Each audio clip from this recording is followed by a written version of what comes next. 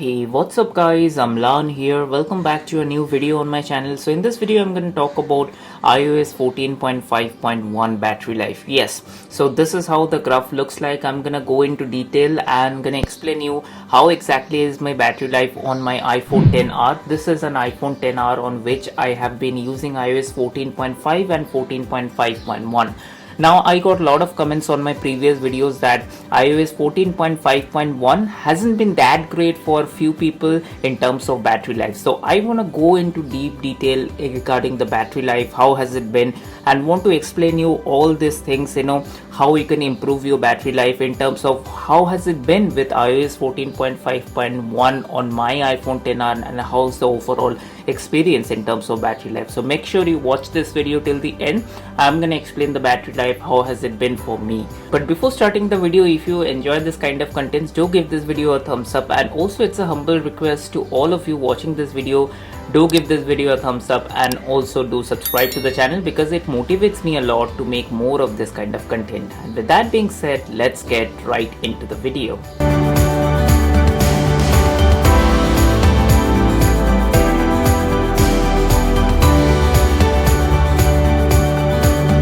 Alright guys, so the first things first, let me go to the settings, let me go to the general and about section. First let me show you the about section of the phone, which says iOS 14.5.1 and the build number is 18E212. And with this kind of build, we don't get to see a new modem firmware. So with iOS 14.5 update, we got to see the new modem firmware, and that's not the case with iOS 14.5.1. Anyway, this is how the details looks like. So if you are on iOS 14.5.1, the build number would be 18E212. You can verify the details from the about section. Now let me go back to the battery section. So in the battery section, before we take a look at the graph details and the usage details, I would like to go to this battery health and would like to show all of you that my phone is still supporting the peak performance capability, and it is at its maximum capacity. It is at 90%. Now this kind of percentage, I'm using this phone for more than 2 years now.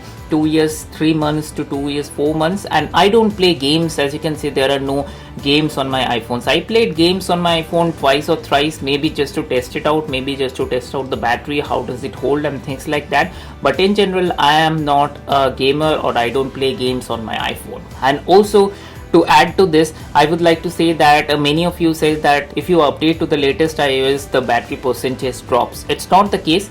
It just rechecks the physical capacity of the battery. So if your battery percentage had to go down, it will go down and it will show the correct percentage over here.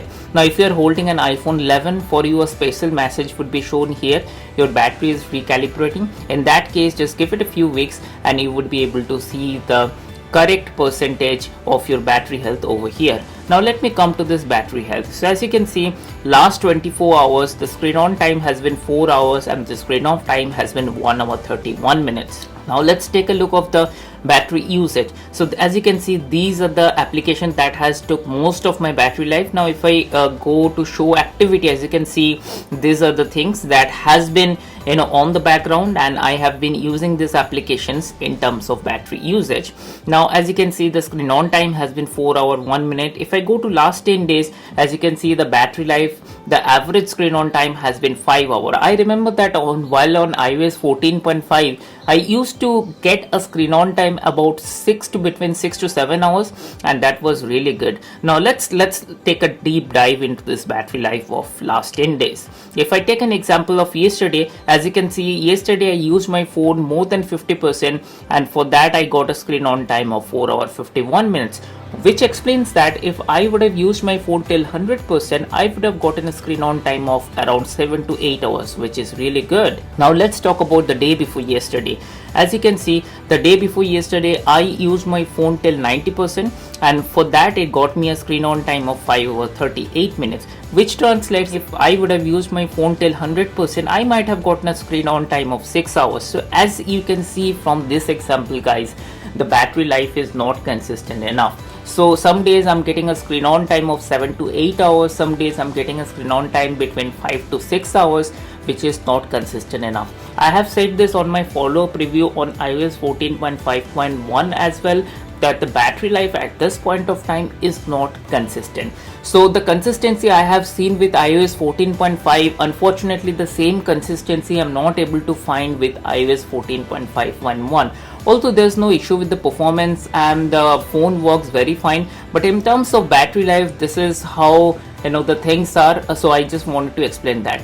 And also many of you has been asking me this question, what's the idle drain on your iPhone? So I generally nowadays don't charge my iPhone overnight. So last night, as you can see right now, it is at 49%. So last night it was close to around 55 to 56%. So when I woke up in the morning, it was around 50-51%. So as you can see, the idle drain of the battery is not too much, between 4 to 5%. Depends on the battery usage, depends on the application that you use, depends on the application that are installed on the phone.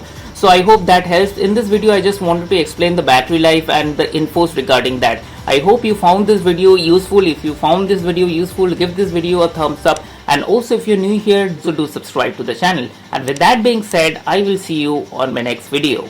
Bye.